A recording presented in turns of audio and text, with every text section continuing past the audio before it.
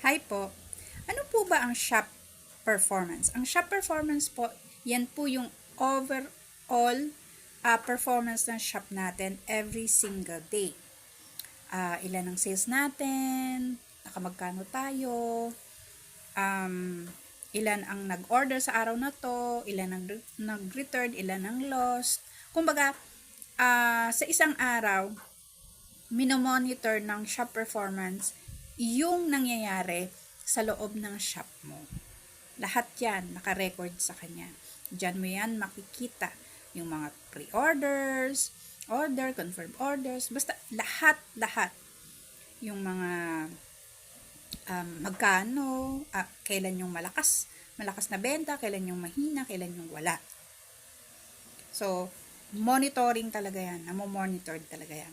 Kung may violation ka man o wala. As you can see, yan ang shop performance ko. Di ba wala, 0-0. Kahit pindutin mo pa yung 30 days, last 30 days wala. Kasi, ilang months na rin na kasi akong huminto as an online seller. Siguro, hindi lang siguro, I think, mag-iisang taon na. April. Basta between April and May last year. So, ano na ngayon? January na. So, ilang buwan na rin yun. April, May, June, July, August, September, October, November, December, January. So, 9 months.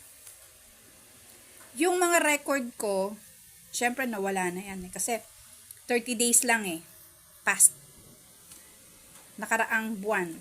Nakaraang 30 days lang ang nai-record. So, 9 months na akong huminto. So, yung mga previous shop performance ko, wala na. Andun yung mabilis akong mabilis akong magpa-ship. Kita naman yan sa reviews ko Maraming salamat dun sa mga nag-order sa akin. Kasi laging 5 star ang binibigay sa akin. And I see to it na maganda ang packaging. Malayo ka man o malapit lang. Basta maganda ang packaging ko. Ayoko kasing mapahiya sa mga customers ko. Kapag nag-chat sa akin, sagot agad. Kung hindi ko masagot agad, sorry po kasi busy, ganyan-ganyan, sasagutin ko ulit. So, I see to it na yung customer ko o probable customer ko o probable buyer ko is hindi mapapahiya pag nag-visit sa shop ko. So, ganun ako kasipag, ganun ako ka-eager na i-ship out agad. So, yung tiyaga ko, effort ko, nag-pay off naman kasi maganda yung mga reviews ko. But, dumating din sa point na stop. Nag-stop ako for some reason. So, yun lang. Kaya, 0-0 yan. Naka-vacation mode pa ako. So, hindi ko alam kung babalik pa ako as an online seller. I don't know.